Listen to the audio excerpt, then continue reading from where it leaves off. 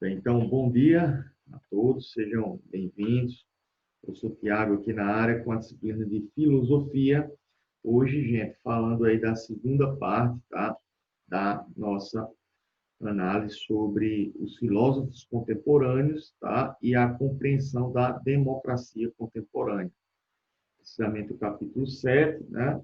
E só para contextualizar, revisar aquilo que a gente falou em aulas passadas, a gente passou, enfim, discutindo um panorama histórico, né, entre os séculos 20 e 21, tá, onde a gente falou das duas guerras mundiais, a emergência do nazismo, do fascismo, o neoliberalismo, os Estados Unidos, nação capitalista. Então, todos esses temas, né, junto com a Guerra Fria, obviamente, o processo da globalização, a gente debateu o que deu cabimento e substância para entender quais as perspectivas da filosofia hoje, tá certo? Na contemporaneidade. E aí a gente falou de quatro, tá certo? A gente falou aqui de quatro importantes filósofos da contemporaneidade. A gente começou a discutir o Schiller, tá? Que fazia uma crítica ao Kant. Deixa eu admitir o povo aqui que está chegando. Isso, né?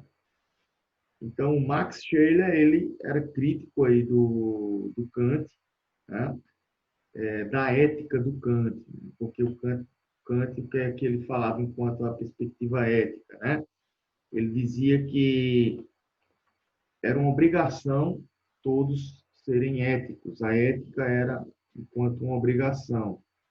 Tem mais gente entrando na aula aqui. Pronto.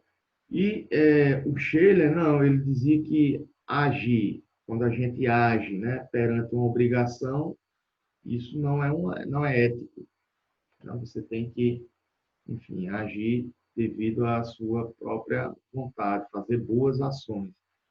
Então, o Max Scheler, a gente falou dele na última aula que a gente teve sobre filosofia, né, a aula está gravada, eu expliquei mais detalhes, né, sobre ele, e de fato, era um crítico aí dessa ética atual, principalmente quando a gente relaciona o processo democrático, né? Então, para ele, devemos praticar boas ações, pois achamos um sentido, um valor e não um dever. Então, ele acreditava que ser ético não seria um dever, mas sim um reconhecimento das ações. Então, ele pautou isso na sua filosofia, certo? Outro importante aqui que a gente já falou sobre ele, também na aula passada, eu estou só lembrando aqui a vocês, foi o Habermas, ok? O Habermas é o filósofo, né, da chamada teoria da comunicação, né, da racionalidade. Ele é um racionalista, né?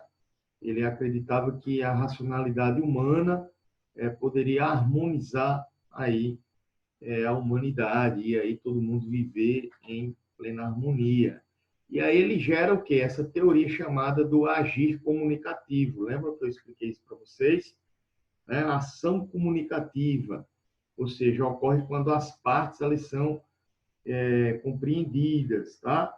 É uma compreensibilidade mútua. Então, no processo democrático, todos devem ser ouvidos para que aí entrem em consenso. Então, vejam que esses filósofos, o que é que eles têm em comum até agora? A perspectiva da democracia. Uma fala, né, a respeito do que seria uma nação democrática, certo? Bem, então, a gente falou do Max Scheler, falou do Habermas,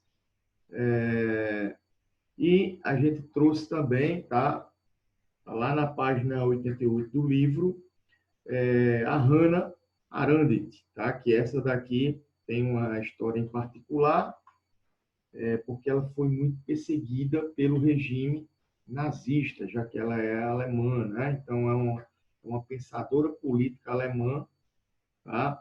E de religião judaica, e ela sofreu essa intensa perseguição lá do nazismo. Tá? E o que é que ela propunha? Ela acha que a política, olha só, é fundamental no processo de democracia, certo? Então, é essencialmente um espaço de liberdade, ó, de discussão pública, e não para exercer o poder, como atualmente acontece na democracia. Então, democracia para Hannah Arendt significa liberdade, tá? Então, ela acredita que esses regimes totalitários, como o nazismo, fascismo, né, elas apagam, aí esses regimes apagam a essência da política e da democracia, porque priva aí o indivíduo de liberdade, certo? Então, não há liberdade em regimes totalitários. Então, outra autora aqui falava sobre as questões da contemporaneidade, sobretudo no processo burocrático da instituição da democracia, né? Falando de política. E o último, gente, que a gente analisou, esse aqui, eu julgo ele enquanto um dos mais importantes, tá? Que é o Michel Foucault, tá? O Michel, através da sua chamada, né, duas importantes teorias, obras que ele criou, que é a arqueologia do saber e a genealogia do poder, ele vai trazer aí as perspectivas da sua filosofia. Tá? A arqueologia do saber é uma espécie de relação direta, onde ele traz essa relação de poder, onde você controla a sociedade. Então, quem pode, sabe, aliás, quem sabe, pode, e quem pode, expressa poder. Né? Então, basicamente essa leitura.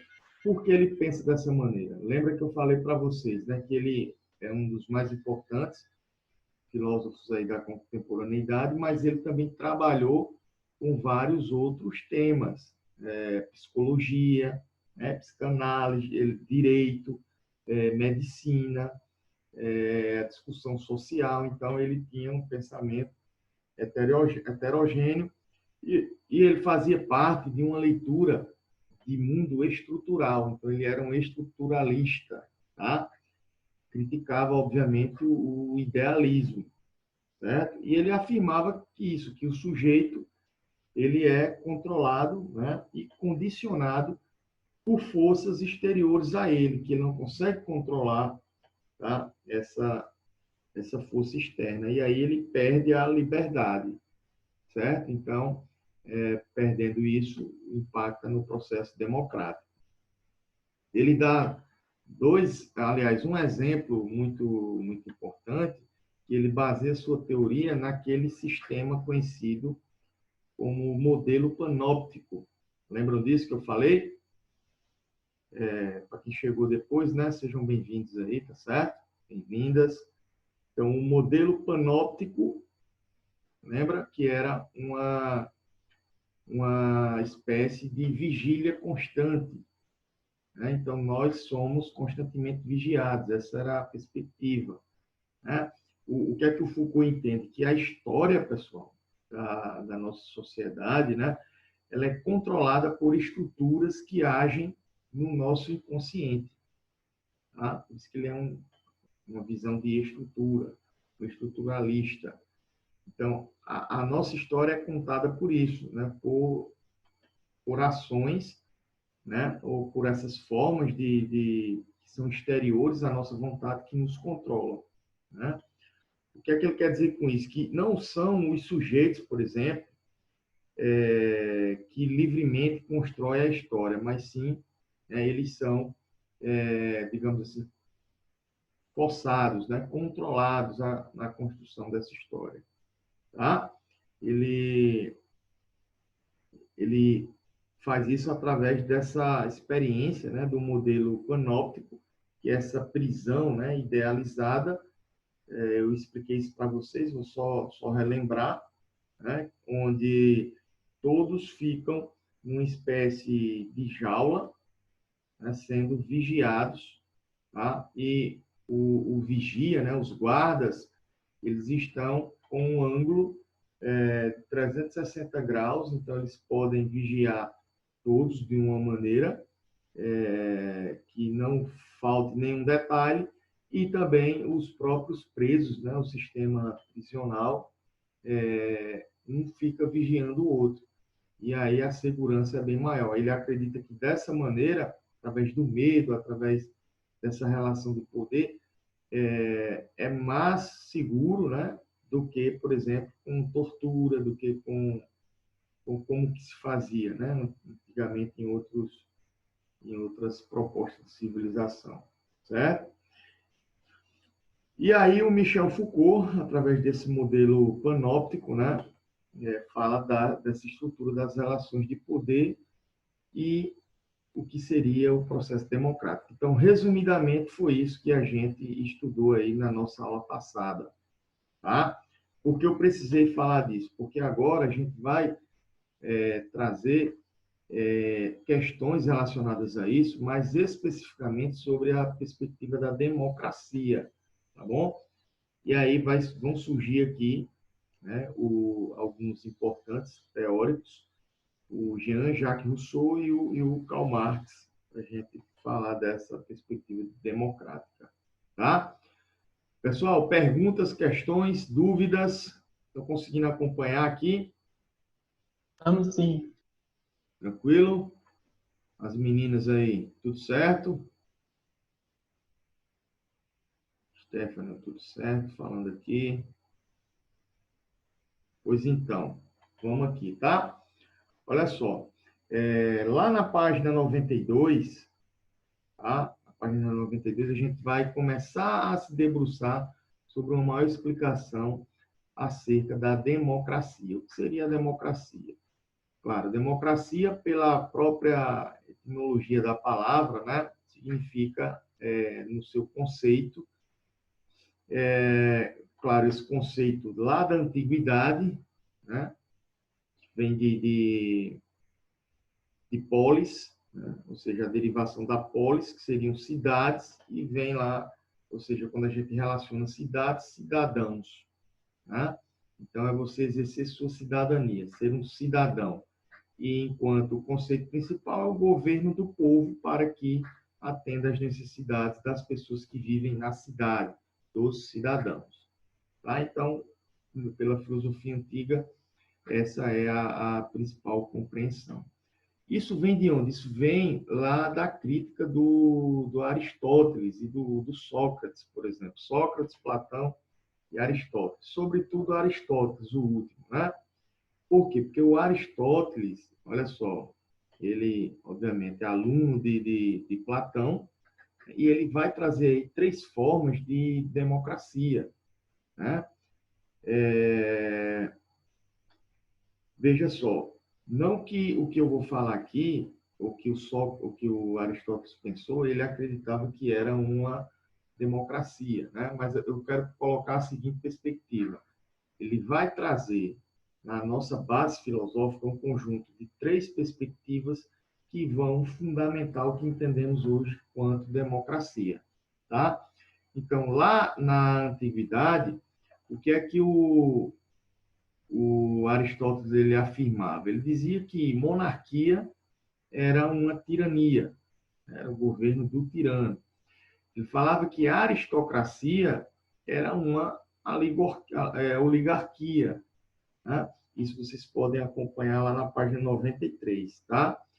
E ele falava, por último, que a democracia não era legal, até porque no momento histórico que ele vivenciava, né, que ele estabelecia, ele fazia lá uma crítica ao Sócrates e ao Platão, seus anteriores, né, que discutiam o processo democrático onde? Lá na Atenas, tá? E a democracia lá em Atenas era uma democracia completamente diferente da que nós temos hoje. Por exemplo, só quem tinha direito à voz eram os que discursavam, ou seja, as pessoas mais importantes, né? Os mais pobres, podemos colocar assim, estavam fora dessa participação política.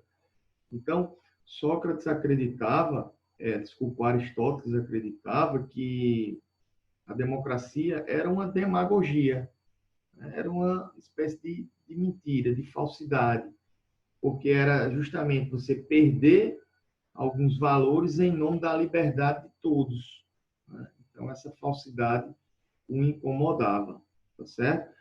E aí isso foi ganhando forma e conteúdo até que a concepção de democracia, quando chega na contemporaneidade, né, a partir do século XX, da segunda metade, ela começa a ganhar novos desdobramentos. Por quê? Porque vão surgindo, né, filósofos, pensadores, teóricos, autores que vão discutir novos, digamos assim, preceitos para a concepção democrática, entre os quais a gente destaca aqui, em princípio, o Jean-Jacques Rousseau. Lembra do Jean-Jacques Rousseau? Se eu não me engano, eu já apresentei esse filósofo aqui para vocês quando a gente discutiu os contratualistas. Vocês lembram disso? A gente não falou sobre a teoria contratualista, quem eram os contratualistas. Sim ou não? Estão lembrados disso? Porque senão eu trago mais exemplos aqui.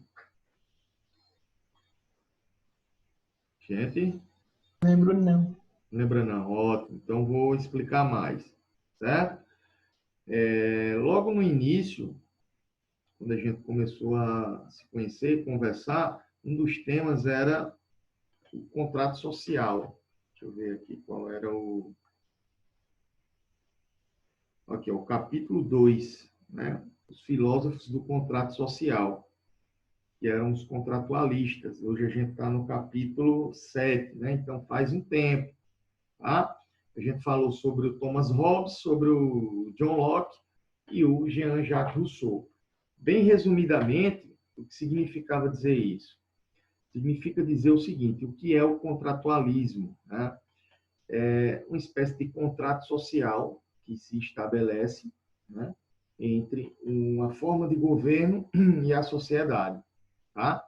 E, por exemplo, existiam para alguns contratualistas, o Hobbes, por exemplo, ele falava que o ser humano ele era perverso, era malvado, e era necessário manter a ordem. Então, para isso, precisava de um governo monárquico, um governo forte, né? Porque se deixar a população sem governo, a gente vai entrar num estado de guerra.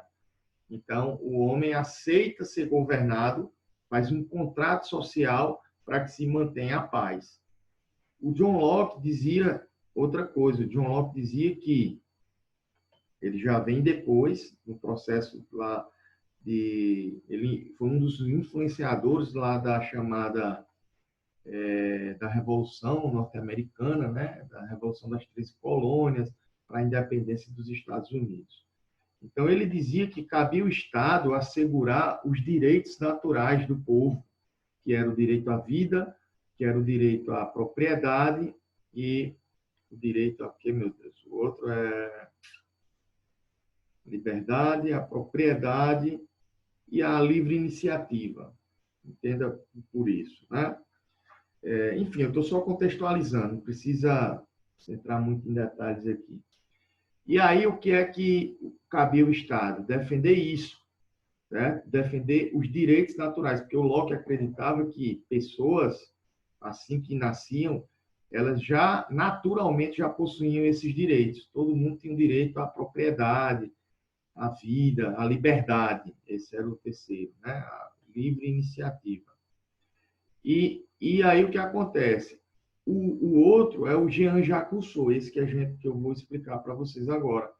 O Rousseau, ele ao contrário do Hobbes, ele dizia que não, a sociedade ela é bondosa. A sociedade ela vive em harmonia. Porém, quando a sociedade encontra o capitalismo, né, o poder, isso corrompeu a sociedade. E só um governo democrático, né, para tirar essa corrupção poderia funcionar.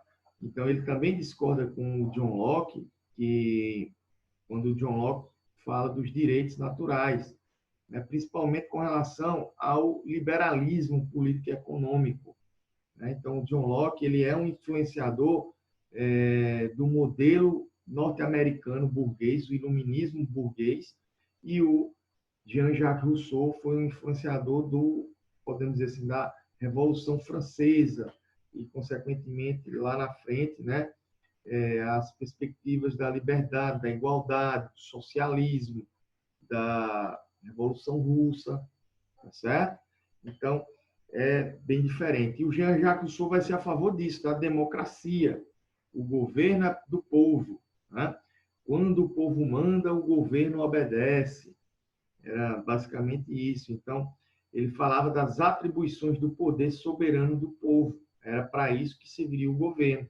O governo era para tratar, né, e atender o povo, o povo e para o povo, certo?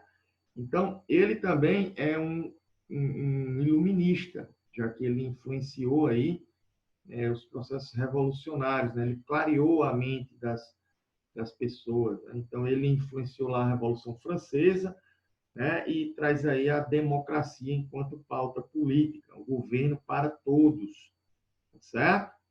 Então, essa é a concepção do Rousseau. Entenderam? Sim, Amiguinhos e amiguinhas, tranquilo? Então, Jean-Jacques Rousseau, as pessoas são bondosas, né? A sociedade capitalista foi quem corrompeu essas pessoas. E aí a democracia seria a maneira adequada, ok? Em relação a uma governabilidade, certo? Veja que é diferente da perspectiva lá antiga, né, do Aristóteles, que era contra, que falava que democracia é demagogia. Por quê? Porque ele vivenciava uma outra forma de democracia, né, lá naquele período. Né? Hoje, a democracia é completamente diferente, a leitura. E aí, outro crítico do capitalismo, outro crítico dessas questões que a gente está debatendo hoje, é o Karl Marx. Né? O Karl Marx ele faz uma crítica aí ao Estado dominante, certo? Então, qual é uma das principais frases assim do Marx? Ele diz o seguinte, ó, que a ideologia dominante, tá, é a ideologia da classe dominante. Então, ele vai discutir a sua filosofia sobre as lutas entre as classes sociais, tá certo? Então, lá naquele período, burgueses e proletariados, mas se a gente for comparar com hoje, com a atualidade, a gente pode colocar outras temáticas, enquanto os capitalistas versus a classe trabalhadora. Então, basicamente, é essa luta constante entre essas classes aí. Tá? E ele fala que os filósofos, eles sempre ficavam discutindo, né, como poderiam ser, por exemplo, a teoria, né? A teoria ficava sempre teorizando. Né? Então, não adianta só pensar teorias, a gente tem que transformar a realidade. Né?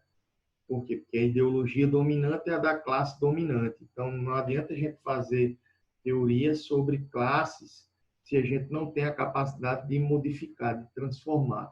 E é por isso que ele faz duras críticas, né, tentando transformar essa sociedade, propondo o socialismo, em contrapartida do capitalismo. Né? Ele critica, inclusive, instituições que fazem parte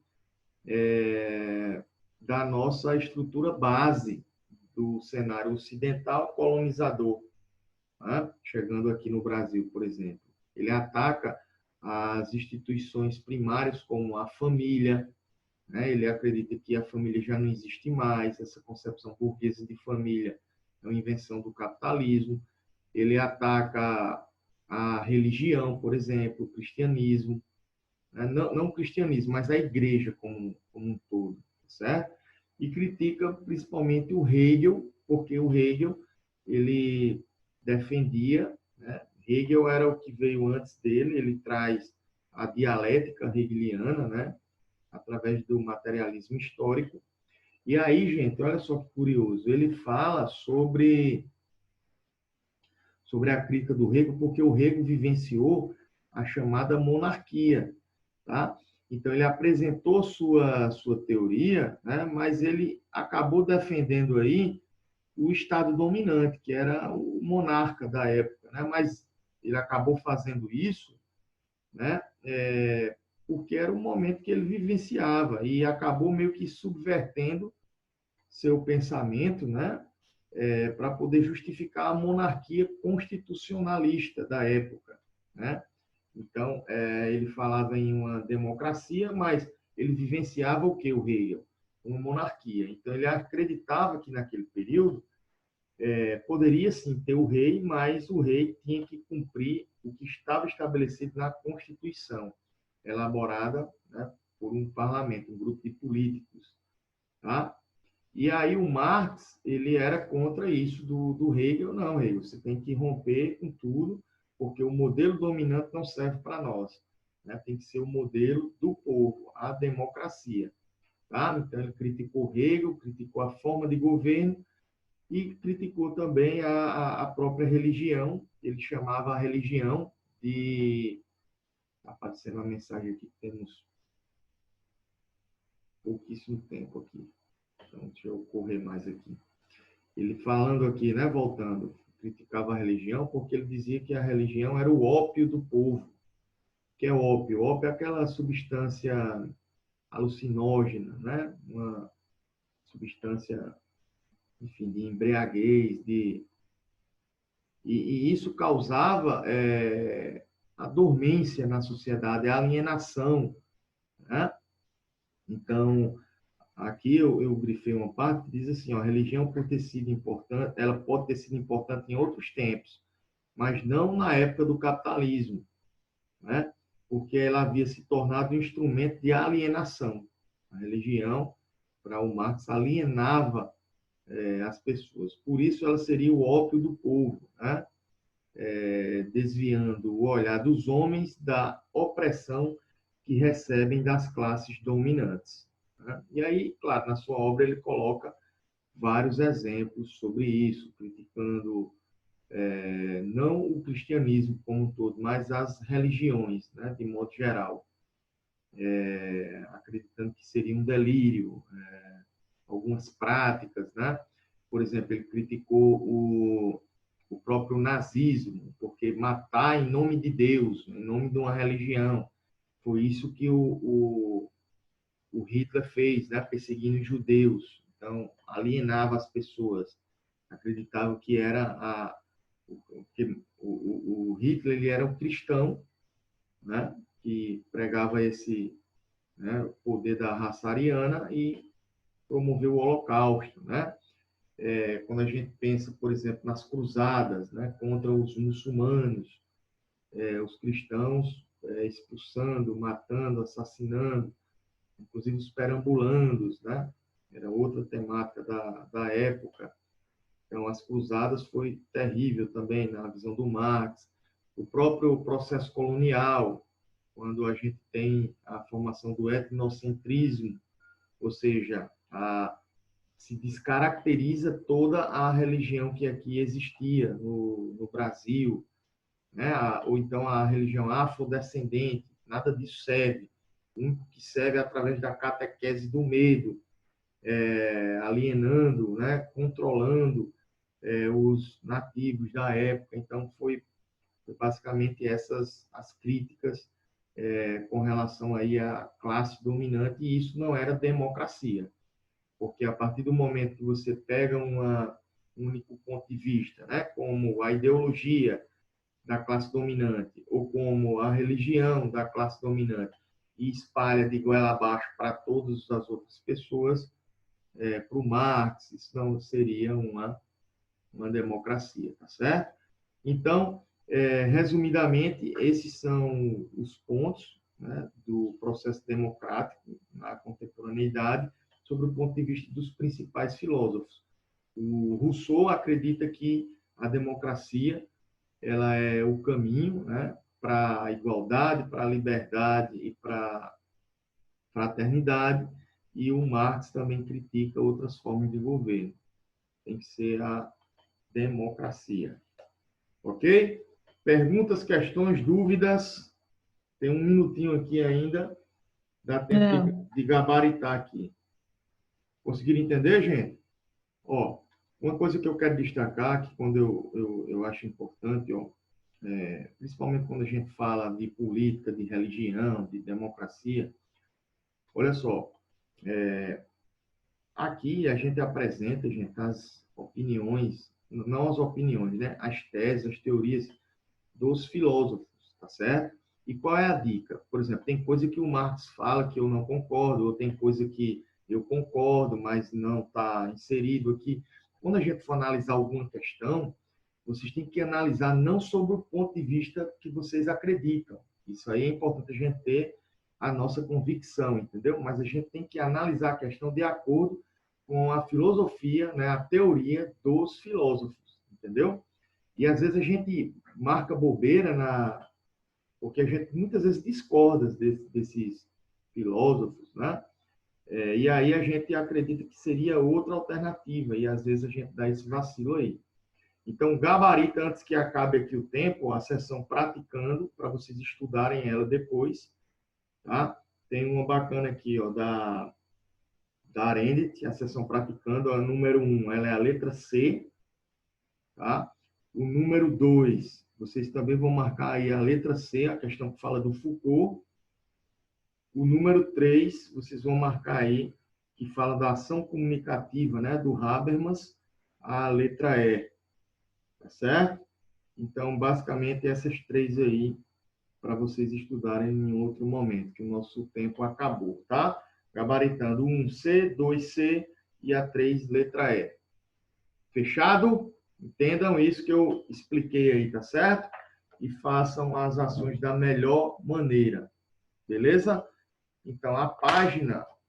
Deixa eu voltar lá.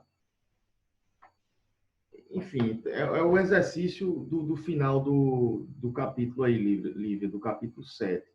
Tá certo? É a sessão praticando do capítulo 7. Depois você procura, tá certo? Então, um forte abraço, gente. A gente se fala na próxima. Tamo junto. Vou encerrando por aqui. Valeu, os.